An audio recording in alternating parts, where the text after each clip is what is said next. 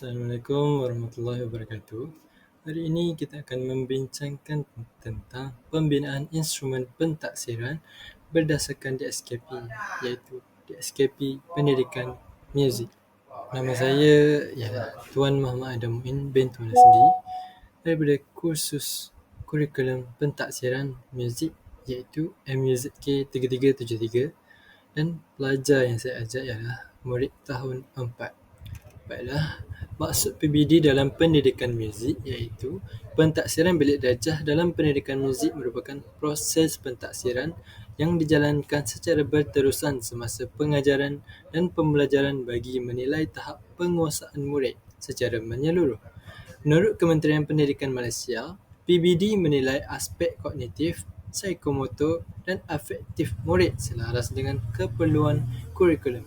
Dalam pendidikan muzik, PBD dilaksanakan melalui aktiviti praktikal seperti nyanyian, pergerakan mengikut tempo, permainan alat muzik dan apresiasi muzik. Guru menilai kebolehan murid secara langsung, contohnya keupayaan menyanyi mengikut tempo yang betul serta bergerak selaras dengan rentak muzik. Kesimpulannya, PBD dalam pendidikan muzik membantu guru menilai kebolehan sebenar murid secara holistik dan seterusnya meningkatkan keberkesanan pengajaran dan pembelajaran. Seterusnya beralih pula kepada kepentingan pentaksiran dalam PDP muzik, iaitu yang pertama adalah menilai tahap penguasaan murid, iaitu mengetahui kebolehan murid dalam nyanyian, pergerakan dan kemahiran muzik. Yang kedua ialah membantu guru merancang pengajaran.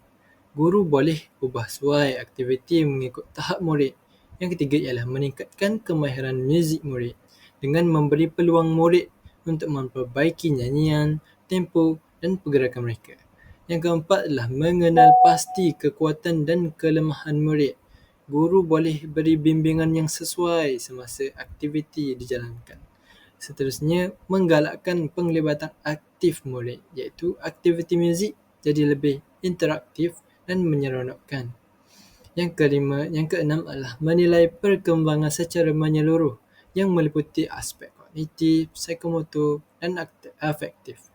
Yang seterusnya adalah memberi maklum balas secara berterusan, iaitu murid tahu tahap pencapaian mereka sama ada salah di mana ataupun kurangnya di mana.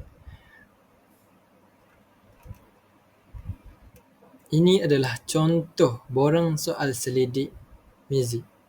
Jadi, guru dapat memberikan kepada pelajar dan pelajar menanda di mana tempat yang bersesuaian. Apa yang mereka lakukan pada hari itu iaitu aktiviti yang mereka lakukan dalam nyanyian ataupun pergerakan, mereka boleh menanda di mana aras mereka sebenarnya. Mengikut borang soal selidik sebentar tadi, guru dapat membina rubrik pemarkahan. Di sini, guru boleh melihat pencapaian murid sama ada tinggi, rendah, sederhana ataupun kurang memuaskan. Jadi, tujuan soal selidik dalam PDP muzik ialah mendapatkan maklum balas murid tentang aktiviti nyanyian dan pergerakan. Seterusnya dapat menilai tahap kefahaman murid sama ada murid faham konsep seperti tempo ataupun nyanyian yang mempunyai pace yang baik. Seterusnya mengetahui minat dan keseronokan murid, iaitu sama ada aktiviti muzik yang kita buat tadi adakah menarik ataupun tidak. Seterusnya adalah mengenal pasti masalah pembelajaran murid. Contohnya murid sukar ikut rentak ataupun pergerakan yang baik. Akhir sekali membantu guru menambah baik PDP, iaitu guru boleh ubah aktiviti supaya lebih berkesan. Manakala kelebihan soal selidik dalam PDP muzik pula ialah mudah dilaksanakan, iaitu guru boleh guna borang atau Google Form. Yang kedua adalah menjimatkan masa, iaitu kutipan data cepat dan sistematik. Yang ketiga, melibatkan ramai murid secara serentak, iaitu sesuai bagi satu kelas dalam macro teaching. Yang keempat adalah data mudah dianalisis, iaitu boleh kira skor dan buat rumusan. Yang kelima, memberi peluang murid untuk bersuara. Jadi murid boleh menyatakan pendapat sendiri tentang apa yang mereka belajar. Yang keenam adalah lebih objektif, iaitu kurang biasa berbanding pemerhatian sahaja. Seterusnya, ini adalah contoh borang pemerhatian, iaitu borang instrumen pemerhatian. Terdapat nama, kelas, tarikh, nama pemerhati, iaitu guru sendiri yang menilai. Dan terdapat arahan ataupun catatan yang kita lihat apa yang murid lakukan pada hari itu, aktiviti sama ada bersesuaian dengan rentak dan muzik yang kita pasang. Kita boleh tanda di situ sama ada ya ataupun tidak. Jadi, mengikut borang pemerhatian tadi, kita boleh membina rubrik pemarkahan bagi pemerhatian. Daripada sini kita boleh letak skor kepada murid sama ada di aras cemerlang, lemah, sederhana ataupun baik.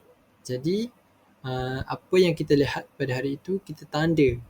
Kita bagi markah 1, 2, 3 ataupun 4. Dan kita boleh nilai skor data mereka sama ada memuaskan ataupun tidak memuaskan.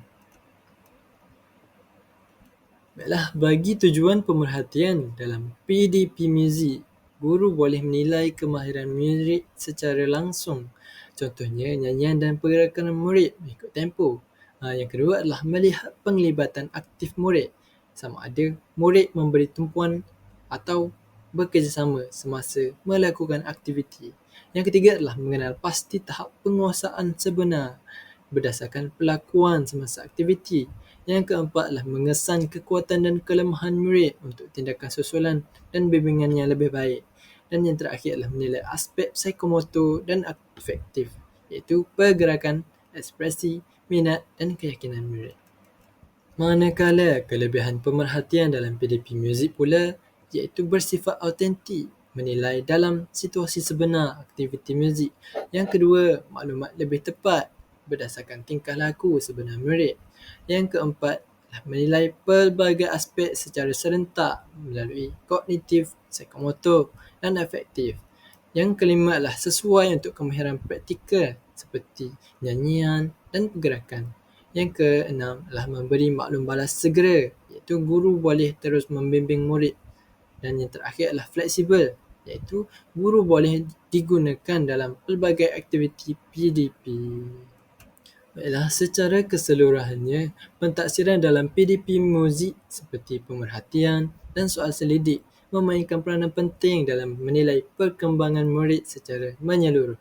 Pemerhatian membolehkan guru menilai kemahiran muzik murid secara langsung melalui aktiviti seperti nyanyian dan pergerakan. Manakala soal selidik pula membantu mendapatkan maklum balas tentang kefahaman dan minat murid. Kedua-dua kaedah ini saling melengkapi dalam pelaksanaan pendidikan pentaksiran bilik darjah PBD kerana memberikan gambaran yang lebih tepat tentang tahap penguasaan murid. Oleh itu, penggunaan instrumen pentaksiran yang sesuai dapat membantu guru merancang pengajaran yang lebih berkesan serta meningkatkan kualiti pembelajaran muzik dalam kalangan murid.